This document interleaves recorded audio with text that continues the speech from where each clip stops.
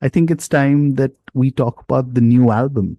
So, one thing I love about social media is you get to kind of see the behind the scenes and kind of stay up to date with your favorite band recording.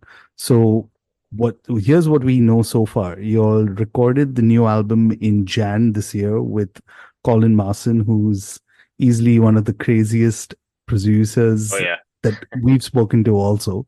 Oh, awesome. And it was recorded at his studio, The Thousand Caves. And it'll also be your debut release for Season of Mist. That's correct. So, other than that, at this point, what can you reveal about the album so far? Uh, so what's already out there is we've already played two songs now live from this album. The first one being called "The Patriarchy Perverse," which we debuted on our last US tour, and now at Maryland Death Fest we also played "Temporal Disintegration," which is like a mid-tempo, a longer song on the album. Like it's a banger. I'm just gonna say that's probably one of my favorite songs on that album. So Death. we cannot yet say a whole lot of things. However, the album is coming this year. It will be later this year, but it is coming. It's scheduled. It's in queue with the other releases of Season of Mist. So unfortunately, they're still backed up from COVID times, and they have a pretty long queue of releases. So we just have to wait in line, and it's gonna be out. We have the release date. I can't say it yet, but it's later this year. It's in the last quarter of the year. Let's put it that way.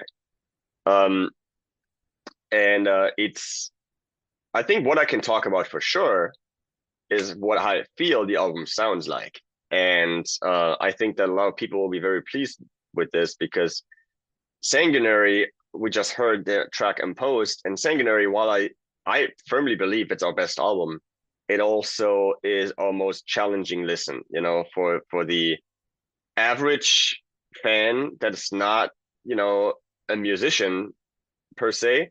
It's a very challenging listen. It's very top heavy. It's very, cerebral and complex and multi-layered. Now, while we're keeping obviously that identity is also deeply ingrained in Just Defeated Sanity, but we're taking it back just a notch, just a little, not too much, but we're dialing back in the Psalms and chapters brutal death sound that we kind of, started out with. So I think a lot of people will be very excited to hear what this amalgamation, will present to them. It's to me the sound wise, production wise, it probably comes closest to Psalms chapters, maybe two, but Psalms really comes to mind. Um, it is a more advanced Psalms, obviously. It is as advanced as Sanguinary, but it doesn't sound as cerebral. It has more of the brutal, like the ballsy, gutsy sound, And I think that people are really gonna love it. I mean, I hope. Obviously, we'll never know.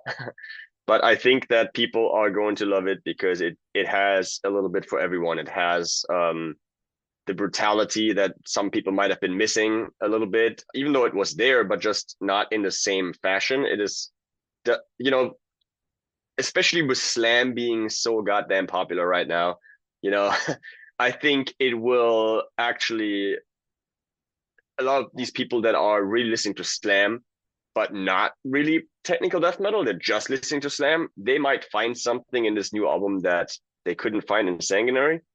But at the same time, that people that are into technical death metal and are into Defeat of Sanity, they're not going to be missing the technicality either. I think it's just a well-rounded, concept of an album.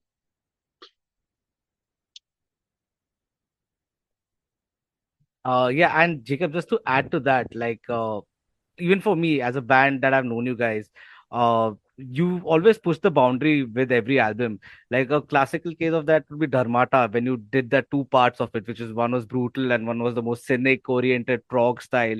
And then Uh-huh. Sanguinary, as you said, was a little more complicated, a little more technical side as well, right? So, what was your approach? Like, could you expand more on the approach that you had while you guys are coming in?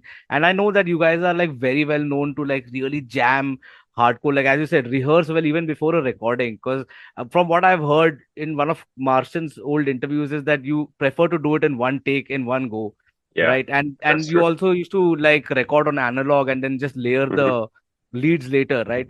So could you tell me what was the approach was, and did you try any new recording techniques or something without going too technical Uh-huh. for this album?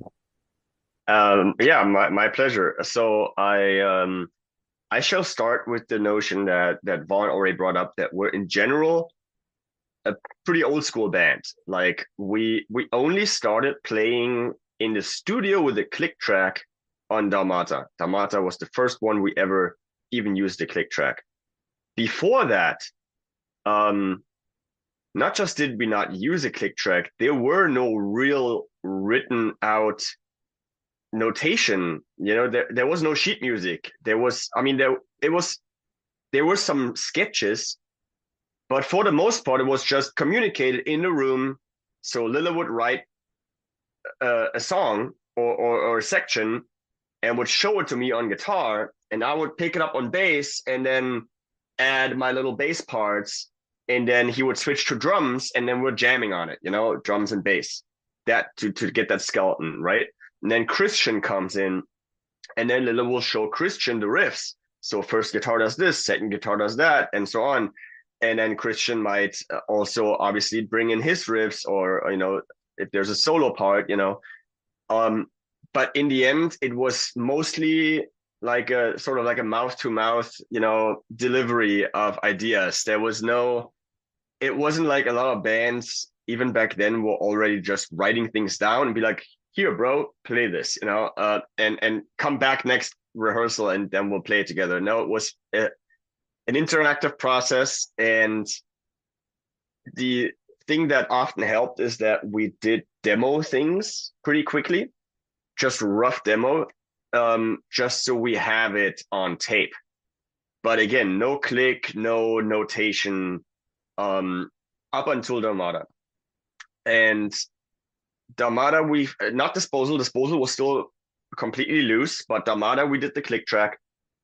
Sanguinary did a click track, and people that are following us, they know that there's a tab album out there, a tab book out there for both of these. That's not a coincidence, because that's really when we started writing our shit down.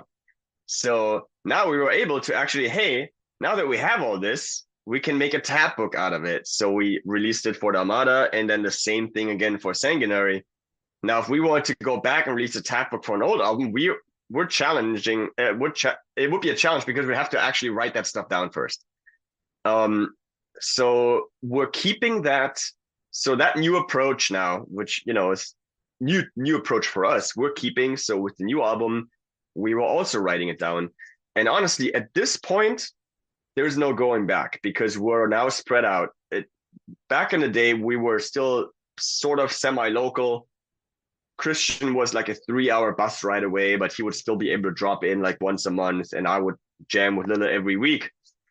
But none of that is an option anymore. Now we are dependent on the technology. We are dependent on writing things down, Guitar Pro and Zoom, maybe, and that's just how we have to do it. So there's no going back now. And with the Guitar Pro, we're also having, so derived from that, we have our click track. And we do make the tempos fluid. So tempo changes are, we have a lot of tempo changes, but they're often fluid. Like they ramp up or ramp down, like a accelerando. And we also sometimes have things like fermatas or just random 1/16 to like create a gap. So it doesn't sound. We don't want it to sound like it's on the grid. We never want it to sound like it's on the grid. We want it to sound like it's still organically created, even though yes, there is a click track nowadays.